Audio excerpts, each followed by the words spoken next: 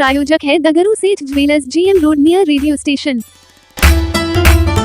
बिहार के मुख्यमंत्री नीतीश कुमार ने दिवंगत विधान पार्षद प्रोफेसर विनोद कुमार चौधरी को श्रद्धांजलि दे शोकाकुल परिवार को बढ़ाया ढाढ़स। पूर्व विधान पार्षद प्रोफेसर विनोद कुमार चौधरी को श्रद्धांजलि देने के लिए बुधवार को स्वयं बिहार के मुख्यमंत्री नीतीश कुमार दरभंगा के बलभद्रपुर स्थित उनके आवास पर शाम को पहुंचे।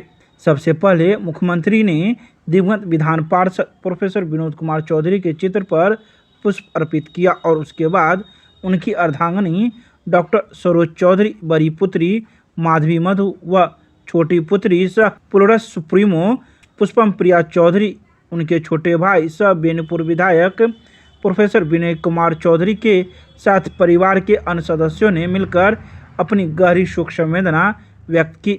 मुख्यमंत्री नीतीश कुमार ने कहा कि प्रोफेसर विनोद कुमार चौधरी शुचिता व सिद्धांत की राजनीति के परिचायक थे। उनकी शालीनता व मृदुभाषिता के हम सभी कायल थे।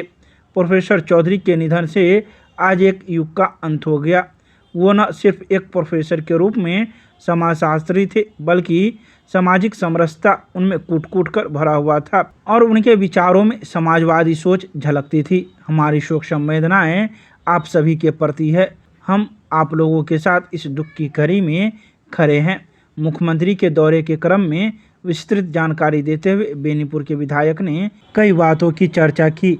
वहीं मुख्यमंत्री के काफिले में उनके साथ बिहार सरकार के वित्त मंत्री विजय कुमार चौधरी, लोक स्वास्थ्य अभियंत्रण मंत्री ललित कुमार यादव, पूर्व केंद्रीय राज्य मंत्री सह दरभंगा के पूर्व सांसद मोहम्मद अली अशरफ फातमी, उद्योग मंत्री शमीर महासेठ के OSD मनोज कुमार झा, मदरसा बोर्ड के पूर्व चेयरमैन डॉक्टर एजाज अहमद, कुशेश्वर स्थान के विधायक अमन भूषण हजारी, हायाघाट के विधायक डॉक्टर रामचंद्र प्रसाद समेत कई विधायक, अधिवक्ता सह प्रोफेसर चौधरी के करीबी संजीव कुमार मिश्रा सहित सैकड़ों जदयू कार्यकर्ता मौजूद थे।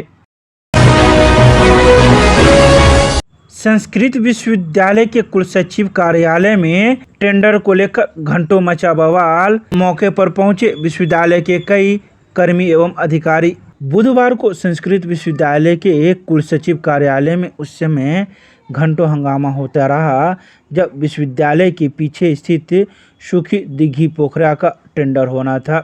3 साल के लिए इस पोखरे को टेंडर में दिया जाता है, जहां टेंडरकर्ता इसे लेते हैं। तो वहीं घंटों घमासान के बाद इसे 41 लाख रुपए में सिंहवाड़ा के एक व्यक्ति को इस पोखरे को दिया गया, जो 3 साल की अवधि तक इसमें ये मछली उत्पादन का काम करेंगे। बता दें कि इससे पहले लेने वाले टेंडरकर्ता ने घंटों हंगामा किया। उनका कहना है कि मुझे यह टेंडर सितंबर तक दिया गया, लेकिन विश्वविद्यालय प्रशासन के रुख की वजह से कुछ महीने पहले ही इसे दूसरे टेंडरकर्ता को दिया जा रहा है, जो कि गलत है। इसके अलावा उन्होंने कई बातों की जानकारी दी।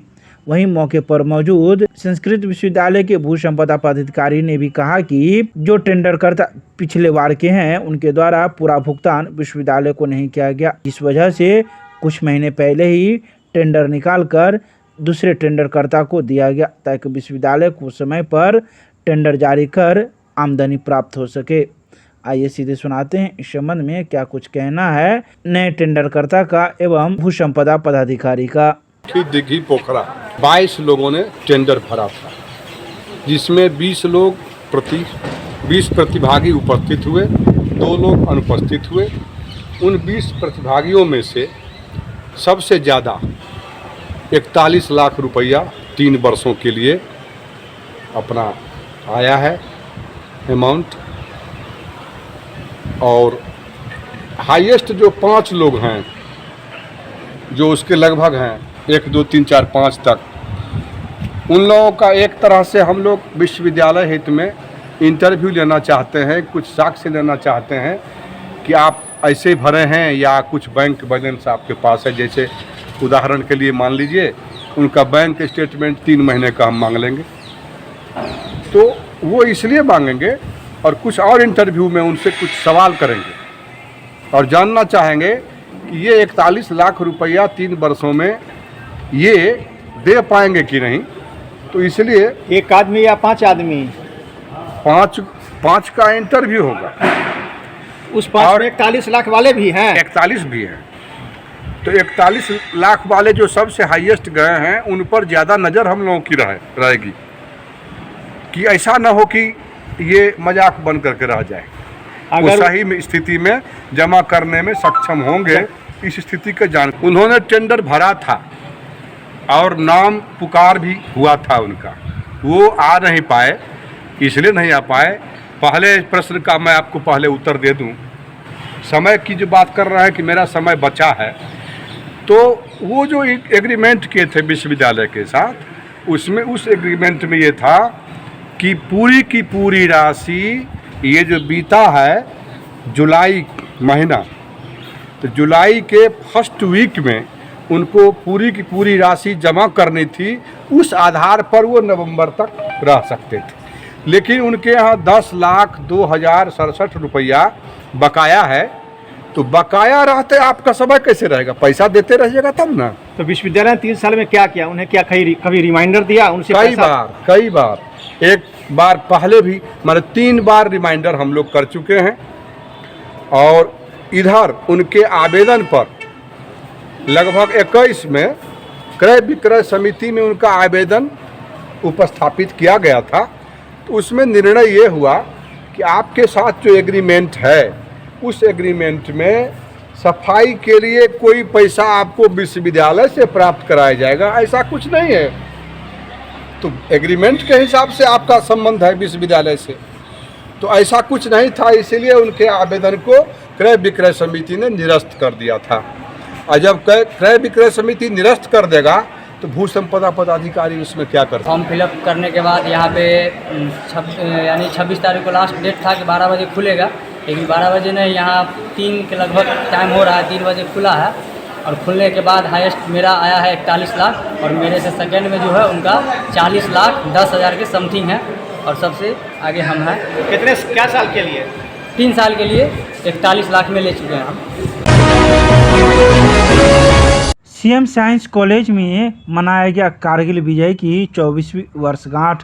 कारगिल विजय की 24वीं वर्षगांठ बुधवार को सीएम साइंस कॉलेज में कारगिल विजय दिवस के रूप में मनाई गई। 8 Bihar battalion NCC 1/8 company NCC CM science college एवं एनसीसी उड़ान की संयुक्त तत्वाधान में महाविद्यालय के कामेश्वर भवन में आयोजित कार्यक्रम का शुभारंभ प्रधानाचार्य प्रोफेसर दिलीप कुमार चौधरी, 8 बिहार बटालियन के कमान अधिकारी कर्नल अजय कुमार सिंह, एनसीसी उड़ान के जिला निदेशक कैप्टन अनिल कुमार चौधरी एवं महाविद्यालय के एनसीसी पदाधिकारी लेफ्टिनेंट डॉक्टर अभय सिंह ने मिलकर किया। मुख्य अतिथि के रूप में अपने संबोधन में प्रधानाचार्य प्रोफेसर दिलीप कुमार चौधरी ने कहा कि हालांकि उस समय हमारे पास अभी की तुलना में बहुत कम आधुनिक तकनीकी हथियार उपलब्ध होते थे, बावजूद इसके हमारे जवानों ने दुश्मन की गोली खाकर भी जीत हासिल की। इसके अलावा उन्होंने कई बातों की चर्चा की। वहीं मौके पर मौजूद कई लोगों ने भी अपने अपने विचार इस मौके पर रखे। दरभंगा के सांसद ने नई दिल्ली में केंद्रीय स्वास्थ्य राज्य मंत्री से की मुलाकात। दरभंगा के विभिन्न स्वास्थ्य योजनाओं पर की चर्चा। दरभंगा के सांसद डॉक्टर गोपाल जी ठाकुर ने नई दिल्ली में केंद्रीय स्वास्थ्य राज्य मंत्री एसपी सिंह बघेल से मुलाकात कर दरभंगा सहित उत्तर बिहार में चल रहे विभिन्न स्वास्थ्य योजनाओं पर बुधवार को चर्चा की। सांसद ने डीएमसीएच परिसर में नवनिर्मित सुपर स्पेशलिटी अस्पताल एवं एम्स सहित कई अन्य विषय पर चर्चा की। उन्होंने कहा कि बिहार सरकार एम्स के तर्ज पर सुपर स्पेशलिटी अस्पताल को भी लटकाने का षड्यंत्र रच रही है। उन्होंने कहा कि डीएमसीएच परिसर में प्रधानमंत्री ने स्वास्थ्य सुरक्षा योजना के अंतर्गत 150 करोड़ की लागत से बना सुपर स्पेशलिटी अस्पताल का लोकार्पण बिहार सरकार की गलत नीति और उदासीनता के कारण अधर में लटका हुआ है। तो वहीं इसके अलावा सांसद ने कई बातों की चर्चा की। वहीं इन बातों के दौरान सांसद ने केंद्रीय स्वास्थ्य राज्य मंत्री को एक ज्ञापन भी सौंपा। भाकपा माले के जिला कार्यालय में मिथिलांचल स्तरीय अध्ययन शिविर दूसरे दिन भी रहा जारी। भाकपा माले का मिथिलांचल स्तरीय अध्ययन शिविर दूसरे दिन भी जारी रहा। बुधवार को यह अध्ययन शिविर लहरियासराय में स्थित जिला भाकपा माले कार्यालय में किया गया। अध्ययन शिविर को संबोधित करते हुए प्रसिद्ध डॉक्टर अजीत कुमार चौधरी ने कहा कि राष्ट्र की समग्र तरक्की और भारत के लोकतंत्र की पहचान आज खतरे में है। मोदी का फांसीवादी निजाम झूठ और विज्ञान विरोधी भावनाओं को उभार कर खड़ी कर रही है, जिसने राष्ट्र की प्रगति के रास्ते को अवरुद्ध कर दिया है। सबको मिलाकर इसका मुकाबला करना होगा, लेकिन वामपंथी को इसकी धुरी बनाना होगा। उन्होंने इसके अलावा कई बातों का जिक्र किया। वहीं मौके पर मौजूद कई कार्यकर्ताओं ने भी अपनी अपनी बातें रखी। पेयजल आपूर्ति को लेकर ऑनलाइन बैठक का किया गया आयोजन। वर्षा नहीं होने के कारण बेनीपुर, बहेड़ी, कमतौल, अहियारी और बिरौल में कई ग्रामीणों के द्वारा भूजल स्तर नीचे चले जाने एवं चापाकल सूखने की सूचना पर बुधवार को जिलाधिकारी राजीव रोशन की अध्यक्षता में जिले में पीएचडी और पंचायती राज विभाग द्वारा चलाए जा रहे जलापूर्ति योजना की स्थिति की समीक्षा की गई। जिला पंचायती राज पदाधिकारी आलोक राज ने बताया कि पीएचडी द्वारा 322 वार्डों में नल जल योजना चलाई जा रही है। उनमें से कई वार्डों से जलापूर्ति नहीं होने की सूचना प्राप्त हो रही है। इसके अतिरिक्त विभागीय निर्देश के आलोक में पंचायती राज विभाग की सभी नल जल योजना पीएचडी को हस्तांतरित किया जाना है। अब तक 1078 वार्ड की योजना हस्तांतरित की जा चुकी है। इसके अलावा जिलाधिकारी ने पंचायती राज विभाग से कई बातों की जानकारी प्राप्त की। तो वहीं जिलाधिकारी ने चेतावनी देते हुए कहा कि ग्रामीण क्षेत्रों में कहीं से भी नल जल योजना बाधित हो रहने की शिकायत मिलने पर पीएचडी के संबंधित अभियंता और जिम्मेवार कर्मी के विरुद्ध प्राथमिकी दर्ज कराने की कार्रवाई भी की जाएगी। दरभंगा के सीएम कॉलेज में आयशा ने चलाया सदस्यता अभियान। सैकड़ों छात्र छात्राओं ने लिया सदस्यता। All India student association Ayesha का सदस्यता अभियान सीएम कॉलेज में बुधवार को चलाया गया। सदस्यता अभियान का नेतृत्व आयशा जिला सचिव मयंक कुमार यादव, जिला कमेटी सदस्य मिथिलेश कुमार यादव, जय नारायण यादव, राजीव कुमार, मुकेश कुमार, प्रवीण कुमार, दीपक कुमार, शफकत रहमान, राहुल मुख्तार सहित कई लोग शामिल थे। इस अवसर पर सैकड़ों की संख्या में छात्र छात्राओं ने आयशा की सदस्यता ग्रहण की। वहीं इस मौके पर आयशा जिला सचिव मयंक कुमार यादव ने कहा कि नई शिक्षा नीति लाकर सरकार कॉलेज स्तर की शिक्षा व्यवस्था को बर्बाद करना चाहती है, जिसके खिलाफ व्यापक स्तर पर आयशा का सदस्य बनाकर लड़ाई को तेज किया जाएगा।